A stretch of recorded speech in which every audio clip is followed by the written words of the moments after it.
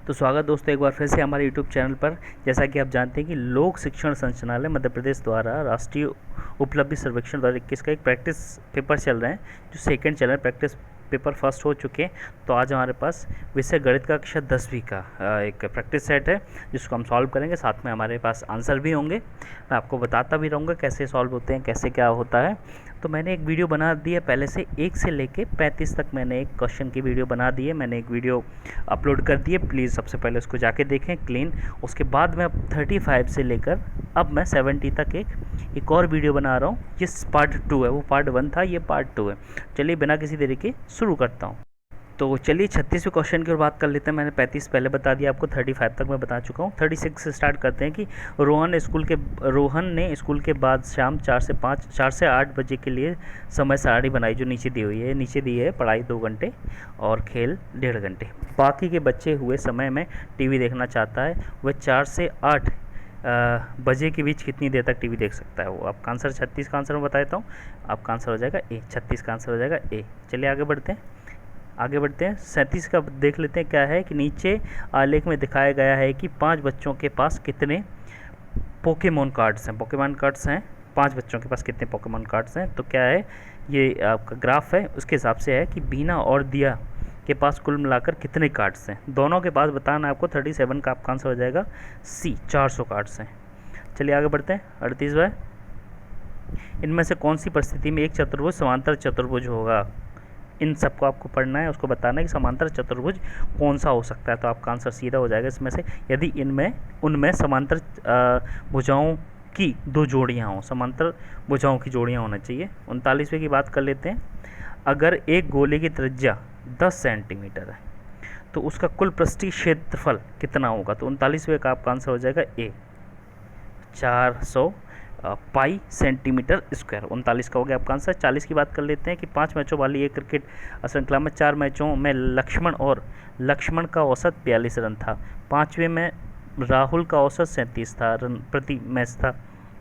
तो इस श्रृंखला में किसने सबसे ज़्यादा रन बनाए और कितने अधिक बनाए। 40 का आपका आंसर है सी। ये है कि आप एक फॉर्मूला सा ही होता है। ये भी इजी है, कोई दिक्कत वाली बात नहीं है। आप देख लेना एक बार। अगर आपको वीडियो पसंद आ रहा हो तो प्लीज़ इसको लाइक कीजिए, साथ में चैनल को सब्सक्राइब करना है ना भूलें। अगला देख लें। 41वां क्वेश्चन है कि संख्या रेखा में सूचक किस परिमेय संख्या को दिखा रहा है। आप ये वाला जो सूचक है किस परिमेय संख्या को दिखा रहा है। 0 से इस साइड आपका प्लस होगा, इस साइड आपका माइनस होगा। तो आप देख लेते हैं, इन दोनों के बीच का होना चाहिए, -1 और 0 के बीच का होना चाहिए। तो 41 का आपका आंसर क्या हो जाएगा, माइनस। एक तो 0 हो जाएगा, ये जो दिखा रहा है आपका आंसर। मैं बता देता हूँ आपका आंसर -0.2 बता देता हूँ। ये तो आपका 0 हो गया। फिर इधर बढ़ेंगे, -0.1 माइनस में आएगा, -0.2 आएगा ना।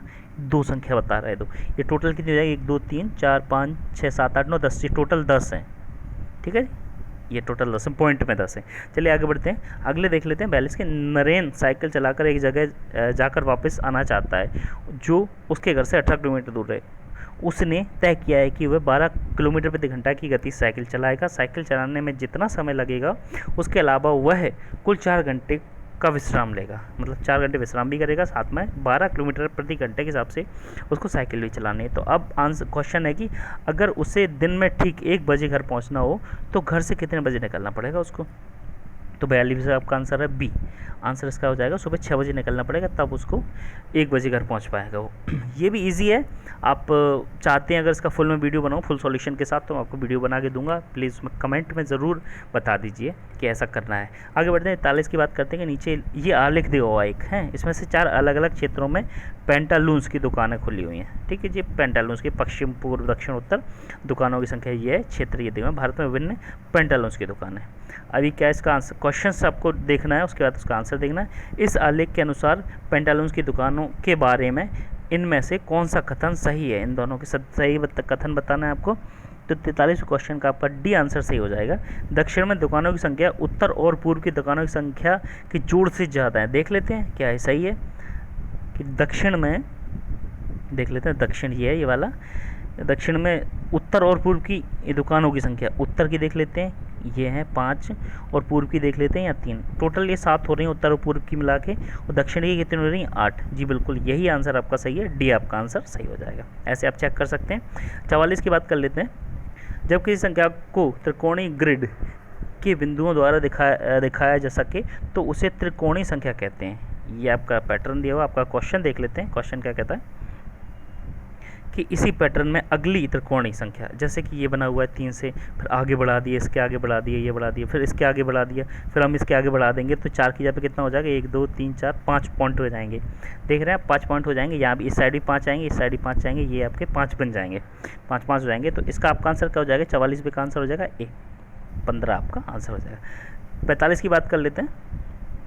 ये आपकी आकृति दी हुई है, तो क्या किन दो आकारों का परिमाप समान है और क्षेत्रफल अलग है। परिमाप बताना आपको समान है और साथ में क्या बताना आपको, क्षेत्रफल बताना अलग अलग है। तो 45 का आपका आंसर होगा सी, 2 और 4 का, इसका और इसका परिमाप क्या है, समान होगा। ये क्या है, आयत, ये भी क्या है, आयत, रेक्टेंगुलर है ना दोनों, तो परिमाप बराबर हो जाएंगे। और अगर क्षेत्रफल की बात करें तो क्षेत्रफल में क्या है, इनकी जो लंबाई चौड़ाई वो अलग अलग है, इसलिए अलग अलग हो जाएंगे। चलिए आगे बढ़ते हैं। 46 की बात कर लेते हैं। नीचे तालिका में एक कक्षा में 80 विद्यार्थियों के 100 में से प्राप्त अंक दिखाए गए हैं। इसमें से आपको अंक दिखाए गए हैं, तो इसमें क्या बताना आपको, नीचे क्वेश्चन दिया हुआ है कि एक विद्यार्थी को यक्षा क्या है या दृक्ष या चुना जाता है, इसकी क्या प्रतिक्रिया है कि उसे 60 या उससे अधिक अंक मिलें। इसको प्रतिक्रिया प्रायिकता, माफ़ी चाहूँगा, प्रायिकता, ये प्रायिकता बताना है आपको। तो उसकी क्या प्रायिकता है, तो इसका आपका आंसर हो जाएगा 46 का बी, 20/80। इसको और अगर ऑप्शन ये ना मिले तो आपको काट सकते हो, 20 से कम 20, 20 चौक 80, 1/4 की प्रायिकता भी ये बना सकते हैं। लेकिन ये 1/4 देगा नहीं, क्योंकि जो पूछा गया ना इसमें वही देता है प्रायिकता में। बढ़ते हैं आगे, 47 की बात कर लेते हैं। ये आपका एक है कि सवाल है कि आप अक्सर कितनी बार कसरत करते हो। छात्रों का सवाल है, नीचे गई तालिका में उत्तर दर्शाइए। उसका आंसर क्वेश्चन है, इनमें से सबसे कम चुना गया उत्तर कौन सा है। सबसे कम आपको दिख रहा होगा सीधा सीधा, तो ये सबसे छोटा है, 2 दिन में 1 बार। तो आपका इसका आंसर हो जाएगा डी। देख लेते हैं, जी बिल्कुल डी है इसका आंसर, होगा कन्फर्म में दिख रहा है यहाँ पे। 48 की बात कर लेते हैं। तो क्या क्वेश्चन कहता है, रेखा ये दिया हुआ है कि लंबाई इसकी एल की है, एल की लंबाई का अनुपात रेखा एम के मुकाबले लगभग है। कितना मतलब किस अनुपात में, इसमें मुझे लग रहा है कि 3 के लगभग हो सकता है। तो 48 का आपका आंसर हो जाएगा ए, 3 1 के बराबर है। ये 3 है, ये 1 है, तो क्या हो जाएगा आपका 3 1। पहले एल बोला गया है, याद रखना है इसका, 1 3 भी ऑप्शन होगा इसमें। ये देखो यहाँ पहले एल बोला गया, उसके बाद एम बोला गया, तो एल बड़ी है एम छोटी है, तो इस हिसाब से बताना है। 49 का हल देख लेते हैं। इसको आप सॉल्व करेंगे, ईजी है सॉल्व करना, नॉर्मली आराम से कर सकते हैं आप। तो इसका 49वें का आंसर मैं आपको बता देता हूँ, सीधा आंसर बता देता हूँ कि 5 पे -2 की खातिर इसका आंसर आ जाएगा। क्यों आएगा -2 की, कि ये जो 1/2 है ना, इसको हम पलटेंगे ना 1/5 को, तो जब ऊपर ये 1/5 की नॉर्मल आएगा ना 5, तो ये 1/2 की जगह -2 यहाँ पे आ जाएगा, नॉर्मल है।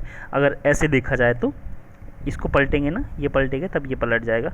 बाकी सॉल्व करके देख लेना आराम से, कोई दिक्कत नहीं है। आगे बढ़ते हैं कि नीचे दी गई आकृति में छायांकित हिस्से का क्षेत्रफल क्या होगा। इसका क्षेत्रफल ज्ञात करना, सिर्फ इतने का। 50 का आपका आंसर हो जाएगा डी, 9 सेंटीमीटर। 51 की बात कर लेते हैं कि एक बेलन की ऊंचाई, क्या कहा जाता है कि एक बेलन की ऊंचाई 20 सेंटीमीटर है और पृष्ठ की परिधि 16 पाई है सेंटीमीटर। बेलन की कुल पृष्ठीय क्षेत्रफल क्या होगा, पृष्ठीय क्षेत्रफल ज्ञात करना, तो इसका आंसर हो जाएगा 448 पाई सेंटीमीटर स्क्वायर। 52 की बात करें, यदि एक गोले के पृष्ठीय क्षेत्रफल 36 पाई सेंटीमीटर है तो उसका आयतन क्या होगा। आयतन ज्ञात करना है, 52 का आंसर हो जाएगा ए, 36 पाई सेंटीमीटर क्यों होगा, याद रखना इसका।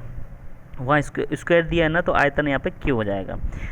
53 का एक लंब वृत्तीय बेलन का वक्र पृष्ठीय क्षेत्रफल 8.8 मीटर स्क्वायर है। मीटर स्क्वायर मतलब यदि बेलन का आधार की त्रिज्या, ये क्षेत्रफल जो होते हैं ना वो हमेशा स्क्वायर या क्यूब में होते हैं ना, देखा जाए ना, मीटर स्क्वायर या फिर मीटर क्यूब ऐसे होते हैं, याद रखना इन चीज़ों को।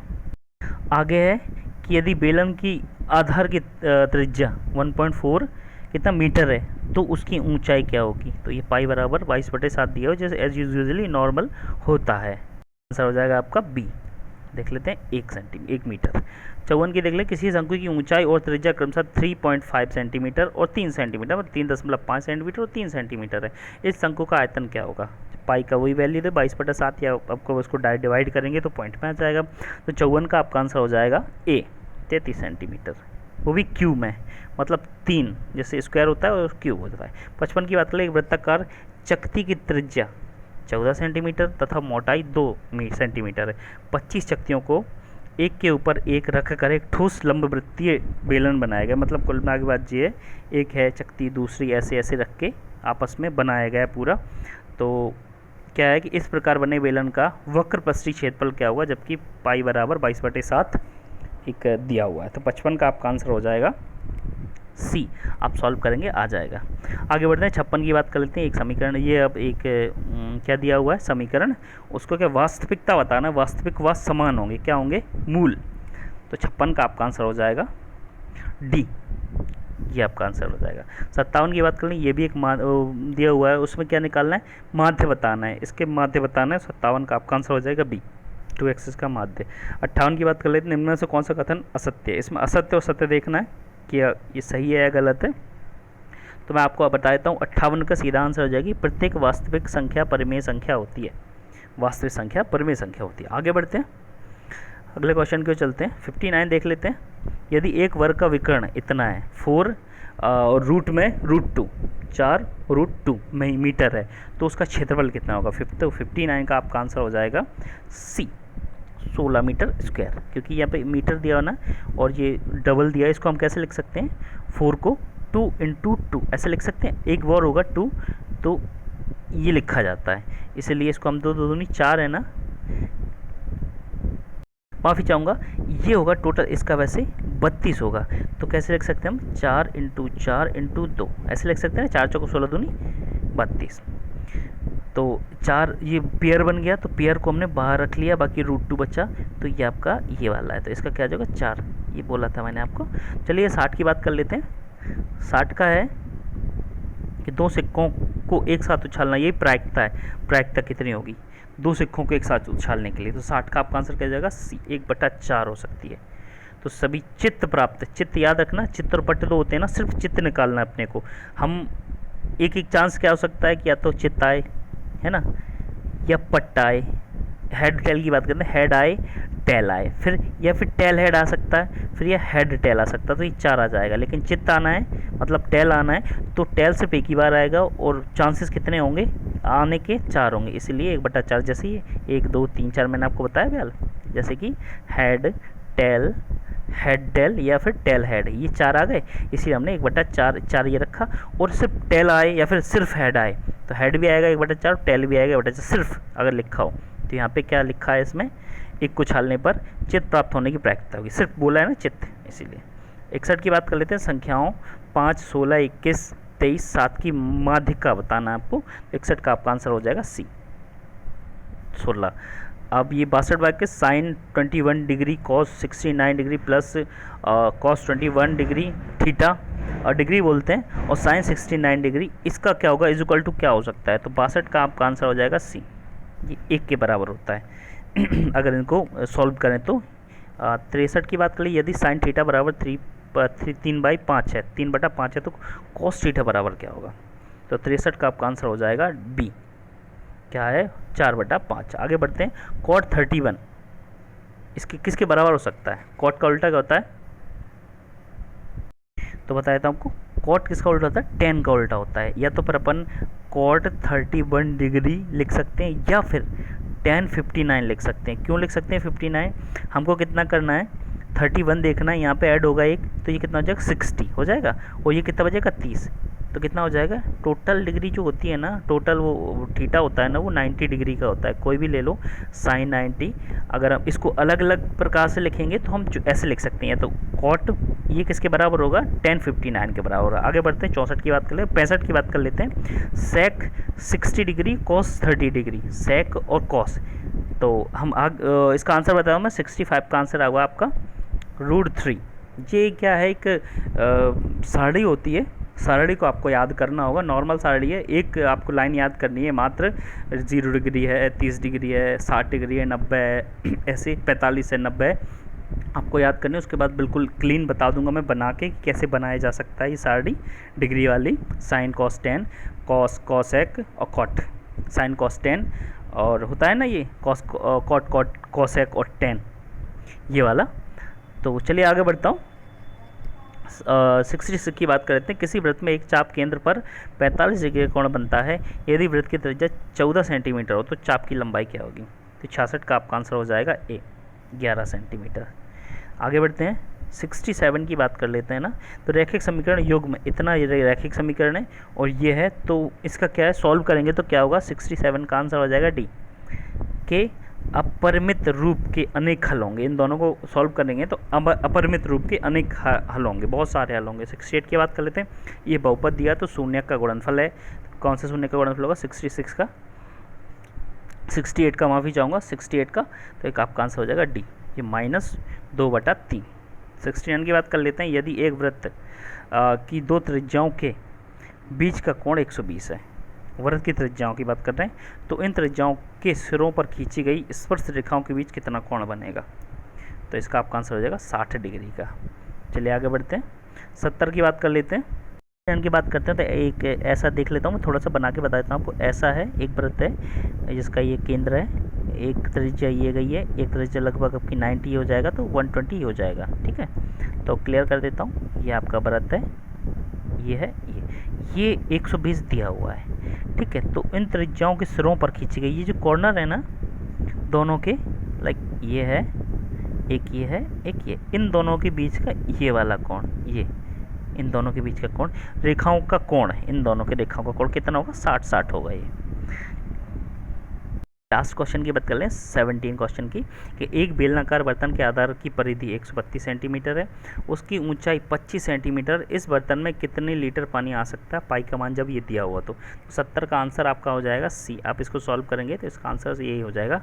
तो अगर आपको वीडियो पसंद आया हो तो प्लीज़ इसको लाइक कीजिए, साथ में चैनल को सब्सक्राइब ज़रूर कर दीजिए और बेल आइकन प्रेस कर दीजिए, ताकि जो हम वीडियो पुट कर रहे हैं, आगे भी पार्ट बनाऊंगा मैं, आगे भी दूसरे सब्जेक्ट्स के, वो भी आपको बहुत ज़रूरी है। तो अगर आपको वीडियो पसंद आया हो तो लाइक कीजिए, साथ में चैनल को सब्सक्राइब कर दीजिए। धन्यवाद।